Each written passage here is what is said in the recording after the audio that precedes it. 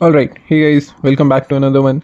So in this one, I will be covering Barcelona GP Catalunya circuit, I guess, and it was seventh race of this season. It was a decent race.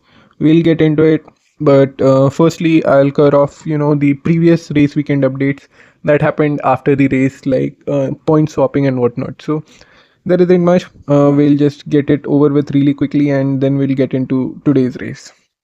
So the first major thing that happened was Gasly got his first podium in Alpine this season, which is great. But sadly, Isaac lost on his because the penalty that Gasly was given, they changed it, and yeah, he got to third position. Isaac went down to fourth, so that's good for Gasly. And Fernando Alonso got his first points in Aston Martin, which is a miracle first of all, and great for Fernando as well, as he also said that this might be his last home race, so he might retire soon, and I would hate to see it, his last season being on this Aston Martin.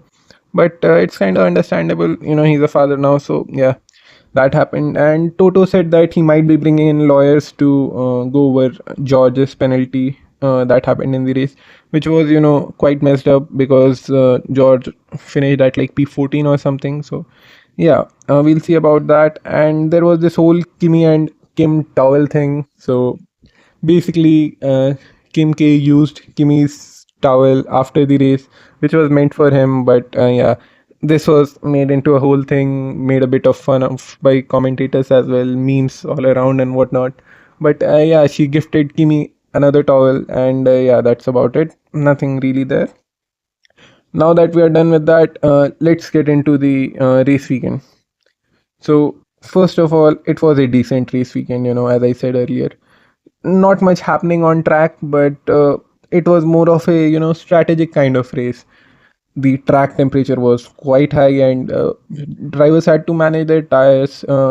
People Drivers had different strategies, even in the same team, like Leclerc and Hamilton were on different strats. So yeah, it was more of that than actual race, but yeah, it was a decent one, definitely better than the previous race in my opinion. There were a bit too many DNFs, and that has been a common in this season. Since the first race, we have had like five, six cars DNF almost every race. So yeah, this week was nothing different. Kind of getting annoying at this point, but yeah, it is what it is.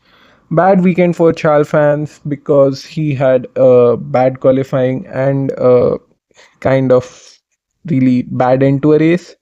His previous weekend wasn't great as well, which was his home race. So kind of depressing for him right now. And if you know about the Ferrari cycle, Charles is currently on the "we are so cooked" phase, whereas Hamilton is on the "we are so bad" phase right now. It is kind of complete opposite of what happened last year. Charles was scoring points left, right, and center, whereas Hamilton was facing a lot of problems with the car. It's the same thing for Charles this season. He's having a lot of issues with the brakes. He changed his brake supplier and whatnot, but yeah, not working out for him currently. Hopefully, it gets better. Other than that, Kimi and Charles DNF the race, but yeah, sad for Kimi as well, by the way. But I guess they were still ahead of a few cars that were racing. So yeah, that's insane. They're like 5 or 6 laps ahead. So yeah. Uh, Moving on, I'll attach the standings and whatever in the video, so you can see it for yourself. So yeah, great day for Lewis, George, and Norris fans because it was an all British podium. Basically, great day for British guys, I guess, because yeah, it's been like 60 years since that happened. So kind of all right. And Arvid also scored some points, so he's another British driver. So 4 on 10, not a bad thing. There was also Gasly and Hajar, so yeah, that as well. Anyways, moving on, double points for Racing Bulls, which is kind of great because if you want to be in a midfield team, it's kind of the best team right now because they are not under the pressure of competing with the top four teams, but they are still better than the bottom four like Aston, Cadillac, Williams, who are like fighting for their lives to get some points. So they are currently in the sweet spot, and Liam Lawson is doing quite well. He's in like the top 10 drivers championship. So yeah, that's happening. And the race, all right. So the race basically felt like a lot was happening, but at the same time, nothing was happening. So it was kind of a weird feeling. But as I said, it was an all right race. The WDC gap has, come down to less than 50 points at this point. Lewis is at P2 and George at P3. So yeah, basically it means that Lewis will be, trying for the championship. As he said, it's not over. If they, if Ferrari manages to keep up with the Mercedes upgrades, they might, still be in it. And Mercedes brought a lot of upgrades to this circuit as well. So yeah, it was an all right race for Mercedes. We'll see what happens in the next one. And moving on. So this was like VCARB's fourth or fifth livery this season in 7 races, which is crazy. But they were all good liveries, I would say. So I'm all right with it. We had like the Tokyo one, then there was this yellow one, then we had the football one. So yeah, and they were decent with liveries. Good time to be a VCARB fan, I guess. And it was, Albon got the most race starts for Williams, so this was a benchmark race for him, kind of. And it was a home race for Sainz and Alonso, who didn't really have a great time, but still, the teams they are in, it is kind of quite rare to see them happy. But yeah, it is what it is. We had this meme as well, where Carlos said they are expecting for a podium, and Albon's reaction was like, "What? We can do that?" So yeah, fun stuff. So this race had like the same schedule as the last one. I'd say, same race start timing and qualifying, whatnot. So yeah, and all right. So let's get into the free practice. We'll deal with it really quickly. Move on to the qualifying, and then get into the race. More of an in-depth analysis from someone who doesn't know shit about it. But yeah, let's do that. And this is second time me recording this, so hopefully I don't miss anything. If I do let me know. So uh, the practice one was like for newer drivers who have not driven the F1 cars yet. Upcoming drivers might say, because these drivers need to get a feel of the car because they are the next generation of drivers. So this happens like 2 or 3 times during the whole season when they get a practice session and the driver takes a rest. So yeah, 7 drivers tried on the cars this day, and Williams had some issues, so the driver didn't really get to go out on track. But it was nothing out of ordinary. It was kind of, normal Barcelona stuff. Some people went off on gravels. There were no, yellow flags or red flags or any massive crashes or anything. I think in the second or third practice session, Valtteri had a, yellow flag, but other than that, I don't think there were any other incidents. Then P2 and P3 were, normal practice sessions. All the drivers were there, and McLaren were looking, quite promising throughout the practice sessions, and they were always like on top 3 or something. Also, Ferrari was looking good. There was, I think, one practice session where Lewis was on top 3, and one was with Charles. George Russell looked better than Kimi whole weekend, and he was like first in the practice sessions as well. So they were looking pretty strong, but yeah, nothing extraordinary from Red Bull at this point. They were like just there, and same thing happened in the race. They were there. As Max even said, it was quite a lonely race. He got, some competition from Charles, but he pitted at the right time. So yeah, nothing much happened for Red Bull, but still decent race for them. At least Max got to start his car this race, so I'll take that. Now moving on to qualifying. Top 4 teams, stayed in after one flying lap in Q1. So as I told earlier, the track temp was quite high, so the teams were trying to preserve their tires because they were, maybe aiming for a 3 pit stop strategy or whatever. So they did like one flying lap and they stayed in. They didn't go out for another. And after one lap, the soft tires kind of lost all its space as well. So yeah, that happened, and the other teams went for another 2 or 3 laps, but yeah, nothing happened there. The disqualifications were 17th Ocon, 18th Albon, 19th Perez, 20 Bottas, 21 Stroll, 22 Alonso, And shockingly, at Alonso's home race, he gets outqualified by Lance.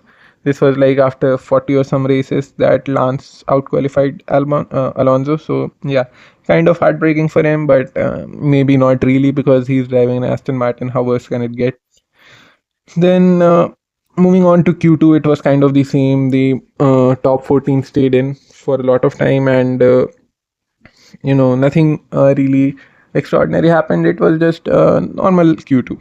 So at 11th we had Lindblad, 12th Bortoleto, 13th Colapinto, 14th Gasly, 15th Behrman, and 16th was Sainz. So Sainz did manage to get into Q2, but yeah, he didn't really gain many positions because as you know, Williams does lack the speed kind of, and it had a huge straight. So yeah, it was not going to be an easy race for Williams, but Albon did say that they might be bringing in some big upgrades, so they might get competitive later on second half of the season. But yeah, we'll see. Currently they are having some issues. Now let's get into Q3. So Max and Oscar does a somewhat of a flying lap, and then Charles is out, and before he completes his lap, he crashes. He gets a red flag. Horrible stuff.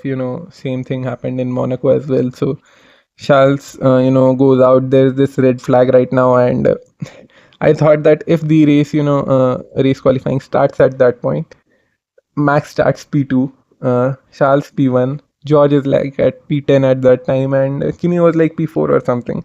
But yeah, the race did start, and the positions were like first was George Russell, second Lewis, third Kimi, fourth Lindblad, five Max, six Isaac, seven Oscar, eight Liam Lawson, nine Nico, and 10 Charles Leclerc because he's in a Ferrari and he just signed a multi-year contract. So yeah, the depression is not going to end anytime soon.